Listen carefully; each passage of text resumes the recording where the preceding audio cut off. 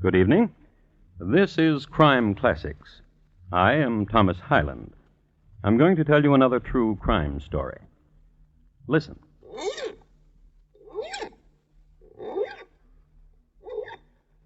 The sound you hear is that of a man having his right hand hook filed.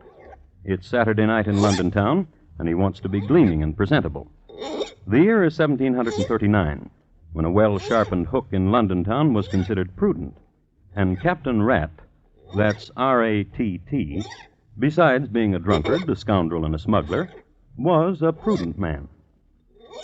The young man handling the file is named Charles Drew, Jr., and he is performing this intimate little ironmongery because he needs a favor done. Captain Rat can help him out. He can supply the youngster with an alibi, and Junior badly needs one, for he has just shot his father dead. And tonight, my report to you on the shrapnelled body of Charles Drew, Sr.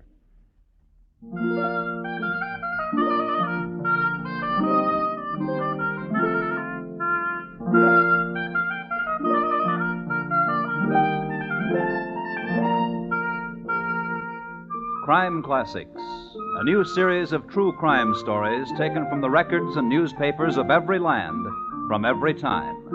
Your host each week, Mr. Thomas Hyland, connoisseur of crime, student of violence, and teller of murders. Now, once again, Mr. Thomas Hyland.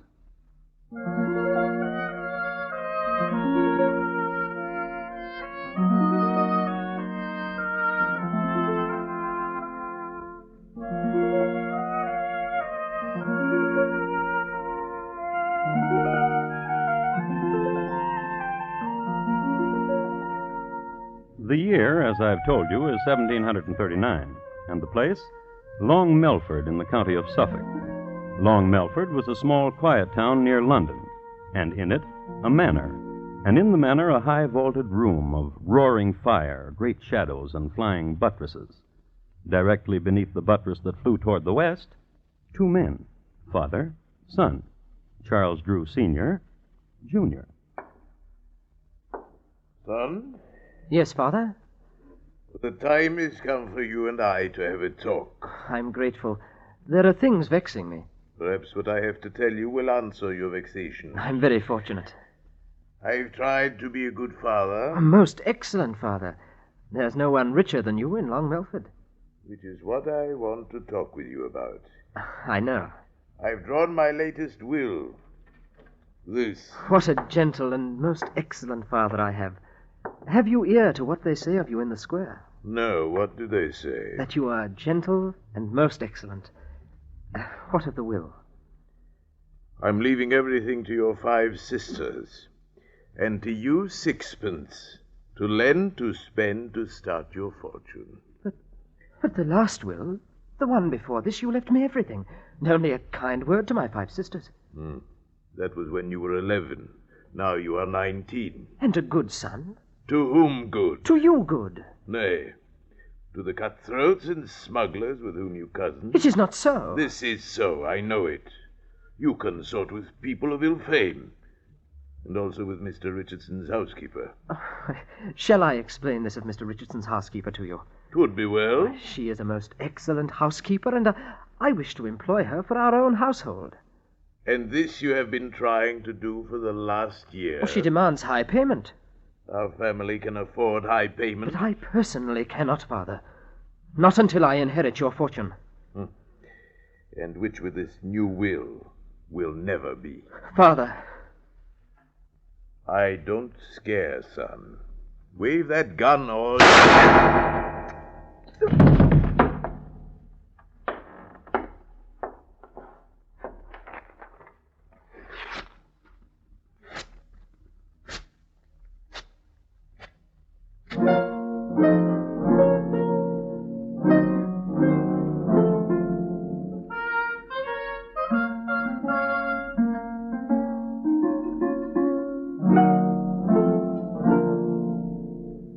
A smattering of intelligence concerning 1739 ballistics. Ammunition was chiefly of 2 types, round or irregular. The former was manufactured by dropping chunks of molten lead from a great height, and when it reached the vat of water at the bottom of flight, it was round, due to centrifugal forces and gravity.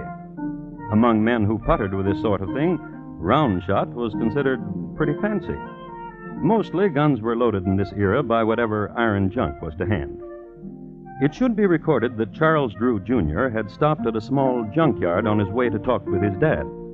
This is the reason the coroner found numerous pieces of irregular junk iron in Dad's corpse. Let's see what Dad's son is up to now. Scene, Ye Old Bunnery, a rundown bake shop on Abernathy Lane. The time, 2 hours later. Principals, Charles Drew, Jr. and a Mr. Humphrey, bun baker. What brings you to Ye Old Bunnery, Charlie?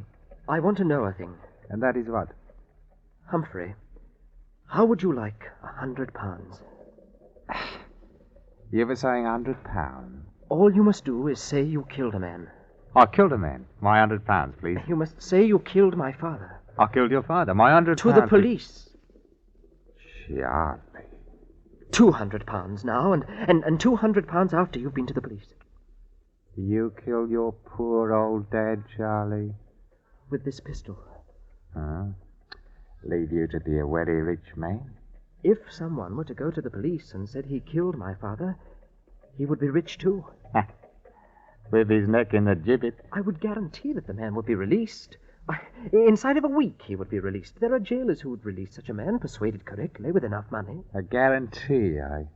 I know a guarantee. Write me a confession that you killed your poor dear old dad.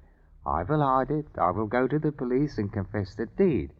If I'm still in jail in a week, I will tell the jailer where to find your confession.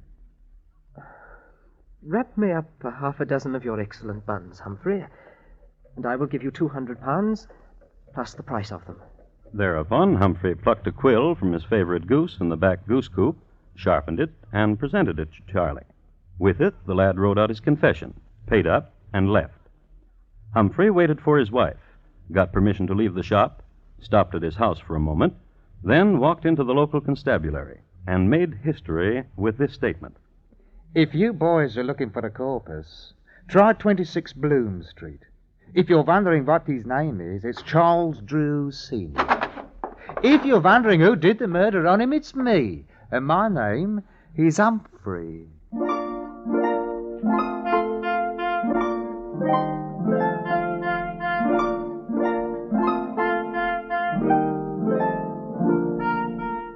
The police, upon arriving at the appropriate room at 26 Bloom Street, understood immediately that foul play had been done. One of the constables was assigned to look in on the household of Mr. Humphrey, and there saw the Humphrey children at play at Thistle-de-doo, a game usually played with marbles, but by the Humphrey children played with pieces of iron junk, which latter were of a size that could easily be rammed down the muzzle of a gun. The gun was there, too, under a pillow on Mr. Humphrey's side of the bed. Mrs. Humphrey, who in the meanwhile had returned home, shook her head philosophically when apprised of the situation. It is recorded that Mrs. Humphrey's parents had both been put away as confirmed smugglers, a felony against the Crown. The next day, in jail... Nice of you to visit me, Charlie. Yes. What news do you bring? When am I to be released? I went to see Sir Roger Firebrace. How is Sir Roger? Dead. 'Tis a pity, too, for he would have gotten your release in a nonce for a few £100. Don't forget, laddie, I've got your confession. You've got till Sunday.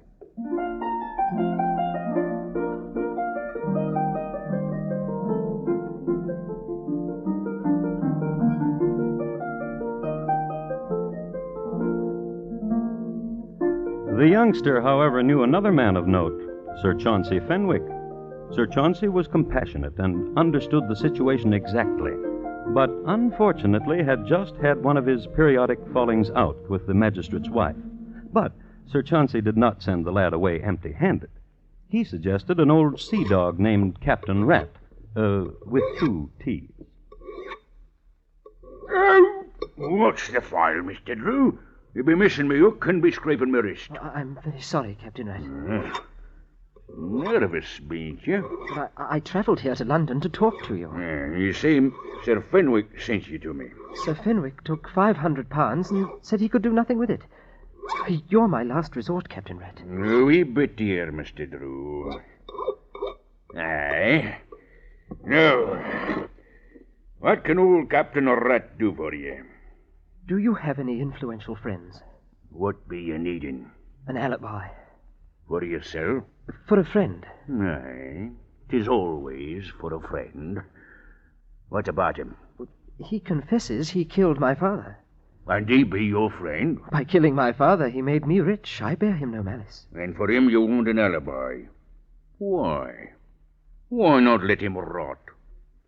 Why, sonny? You see... You kill your daddy, sonny? Keep the hook, Captain. You almost stuck me.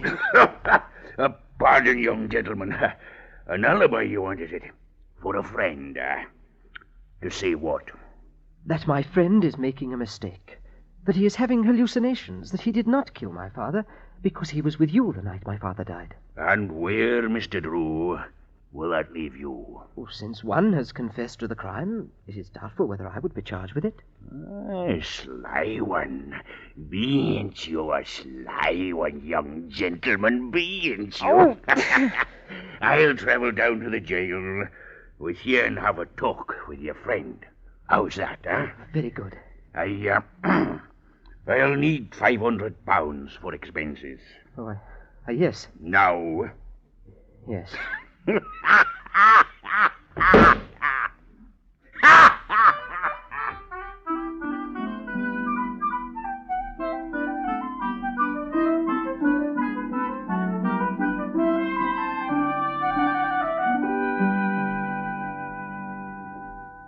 It is wasting a Saturday night and all, coming down here to the dungeon speaking to you, Mr. Humphrey. But I don't mind. And you're going to furnish me an alibi, Captain? This be a strange one. I explained it all to you, Captain. You kill your dad. This one here says he done it. Now the both of you want me to say he couldn't have done it because he was with me. That lad thought it up. He's the bright one, not me. My plan will work. By the time you get Humphrey out of here and the police begin to dig about again, I'll be in Paris.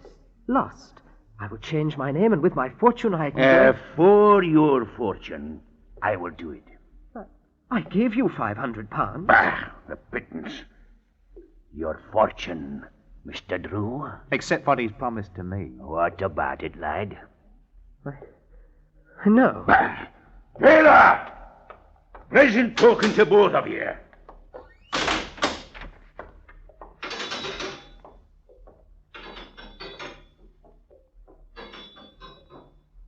It's Saturday night, Charlie.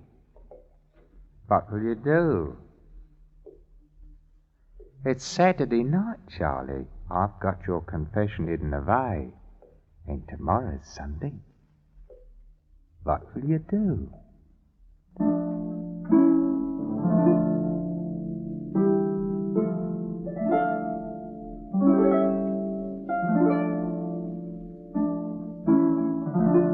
And they looked at each other there in the dungeon, the jailed and the young visitor. And the question hung there. What would Charlie do? It's Saturday night, and tomorrow is Sunday. What will you do, Charlie?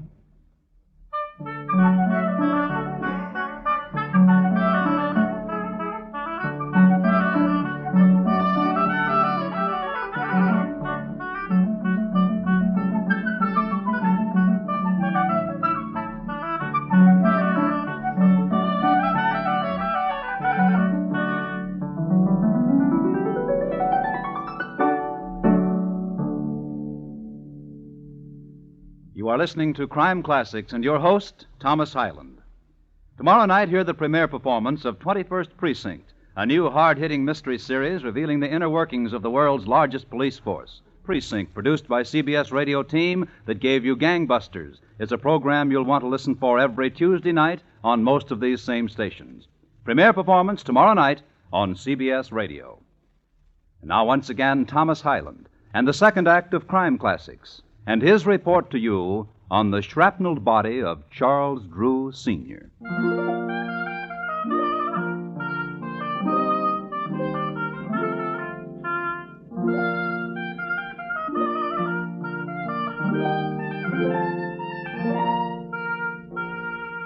It's a short, dusty road from Long Melford to London. Not only that, but these days it's hard to find. In its day, however, it was remarkable for two things.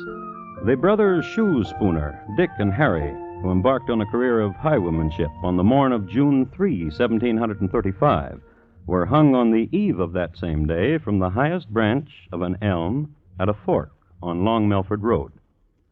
The other historic feature of Long Melford Road is the fact that on a Sunday morning, a young murderer, Charles Drew, Jr., and his lady love rode a coach down its ruts. Oh, he's a ranting, roving lad. He is a brisk and a bonny lad. Betide what may, I will be wed and follow the boy with the white cockade. Liz.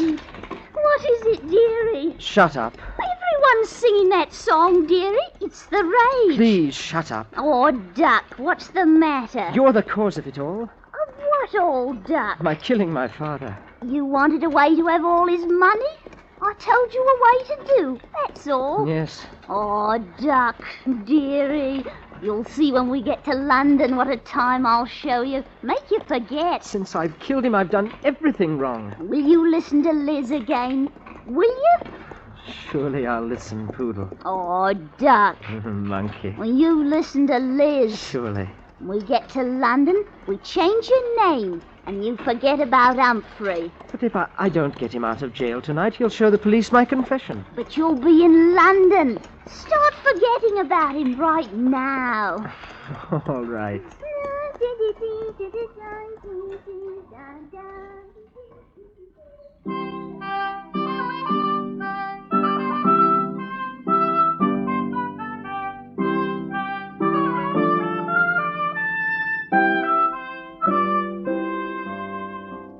And so they fled to London town, little knowing that they had made a road famous.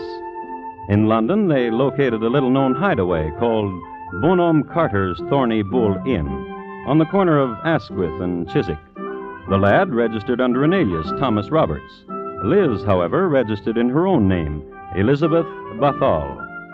As this was going on back in Long Melford Jail, where Mr. Humphrey was, there transpired this. In 1 hour, Wifey, I'm getting out of here. You be a fool. How? A fool? When'd you ever have so much money? What bun are you baking, Wifey? This bun. The lad's given you money, all that money, and he's good for more. Aye? All we want. He's a rich one, that's true. We can get more money before you show his confession. How? You said he fled. His Liz told me they were off to London town. You could write him a letter and say as long as he paid you £20 a day, you'd be willing to stay where you are. £20 a day? That's a robbery.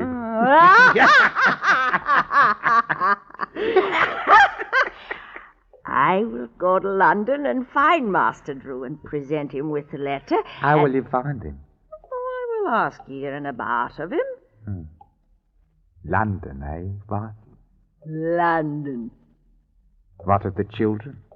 Mrs. Nickelrod says she will take care of them. And you, alone in London?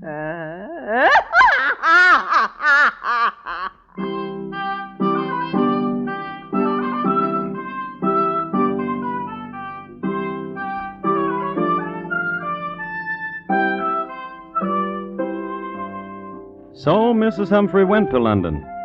A few observations about Mrs. Humphrey. Wash away the flour and the excess dough. Put on long sleeves to hide the muscles made prominent from kneading bun dough.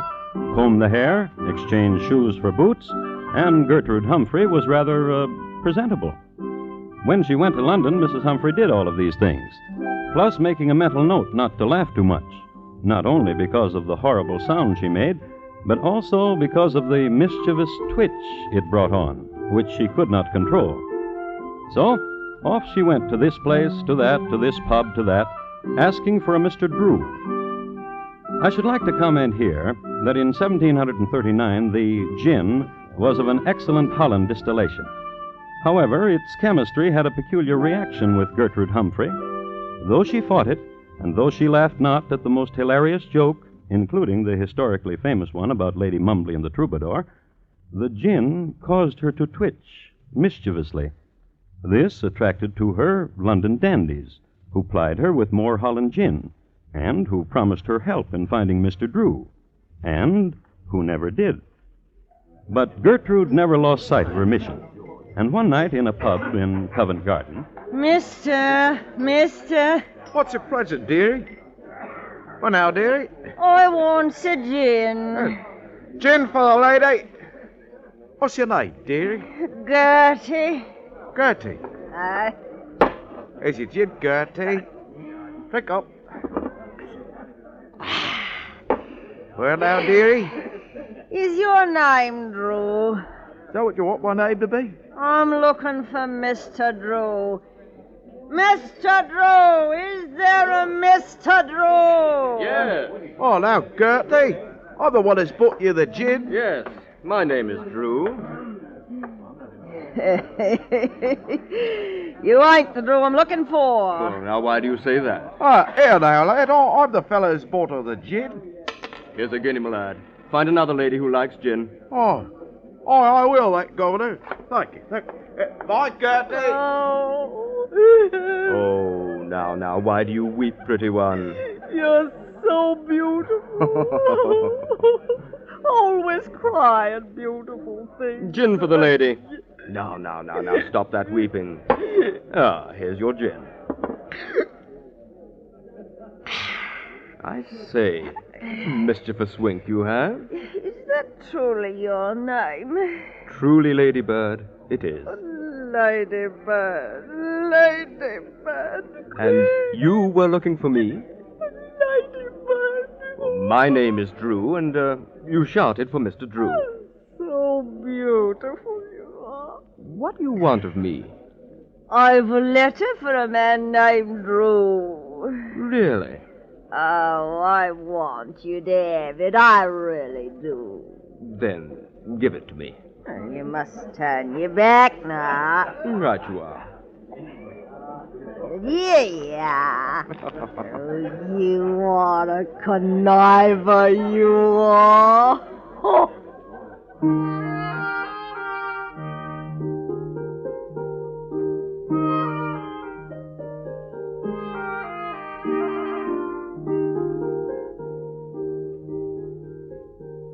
His name really was Drew, Timothy Drew. It's one of those coincidences in history which gave rise to the old saw, truth is stranger than fiction, as they say. And he was a curious man, and a proud man, jealous of his name, Drew. He had heard his name mentioned, and he was forced to find out why. He read the letter then and there. He read it again, a little later, out loud, to the police. And my missus told you have gone to London with Liz Bathall. But, Charlie, my lad, you shall pay me £20 a day, else I will tell that you have murdered your poor daddy. I have your paper, which you confessed you did, right where nobody but me knows where. So when my wife hands you this letter, you better give her money and find a way to keep it, giving it to her, your faithful servant, Mr. Walter Humphrey. Gentlemen, here in London is a man named Charles Drew. He has murdered his father, and he bears the same surname as I. I cannot permit this deed to go unpunished.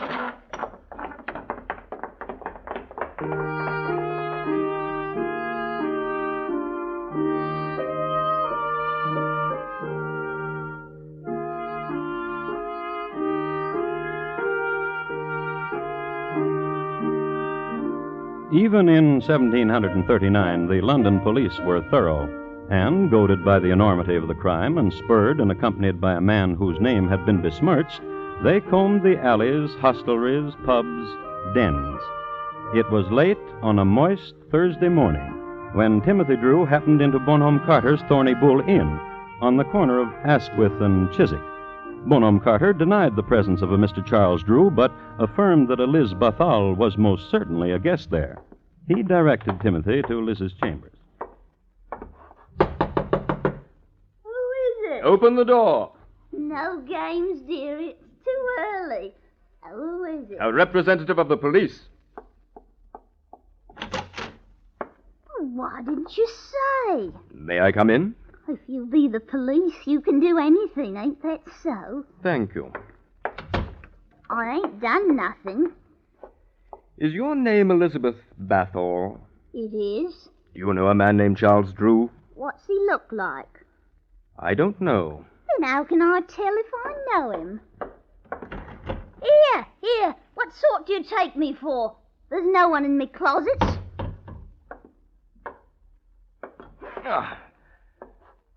What is this young man doing under your bed, madam? A man? What's he... Quiet, woman. Is your name Charles Drew? I'm talking to you under the bed there. Is your name Charles Yes, Drew? sir. Come out from under there, sir.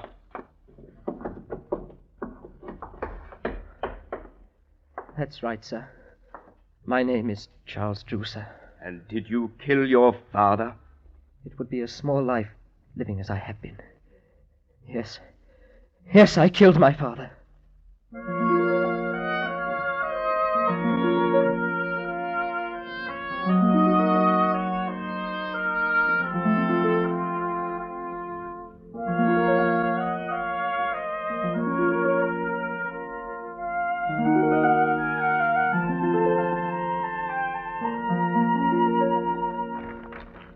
I have the original issue of a Gazette dated January 22nd, 1740, from which I'd like to read.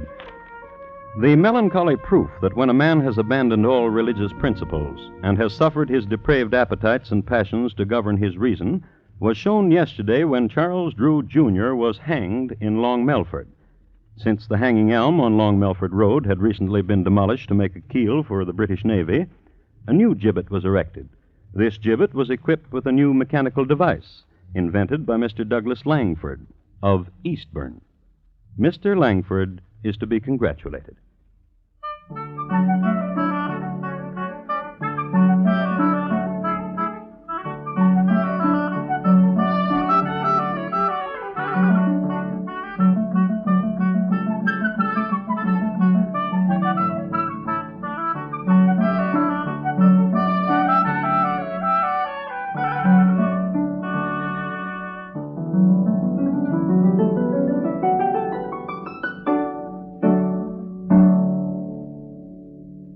In just a moment, Thomas Hyland will tell you about next week's crime classic. The shrapnelled body of Charles Drew, Sr., tonight's crime classic, was adapted from the original court reports and newspaper accounts by Morton Fine and David Friedkin. The music was adapted from themes of the period and conducted by Bernard Herrmann, and the program is produced and directed by Elliott Lewis. Thomas Hyland is portrayed on radio by Lou Merrill. Charles Drew, Jr. was played by Terry Kilburn, and Liz by Betty Harford. Featured in the cast were Paul Frees, Ben Wright, Irene Tedrow, William Johnstone, and Anthony Ellis. Bob Lamont speaking. And here again is Thomas Hyland. Next week, the office directly below that occupied by Oliver Wendell Holmes is the scene of a catastrophe. The place, Harvard Medical School. The time, 1849. My report, on the terrible deed of Dr. Webster. Thank you. Good night. It's big news when a former publisher, soldier, and congressman, the famous son of a famous father, stars in a new radio series. And this Wednesday night, you'll want to listen with all your might when CBS Radio stars Will Rogers, Jr. as Rogers of the Gazette over most of these same stations. Rogers of the Gazette tells the story of a small-town newspaper editor, what he stands for, and also what he refuses to stand for. Premiere performance this Wednesday on CBS Radio. Stay tuned now for Gary Moore with Arthur Godfrey's Talent Scouts, which follows immediately over most of these same stations. And remember, America now listens to 110 million radio sets and listens most to the CBS Radio Network.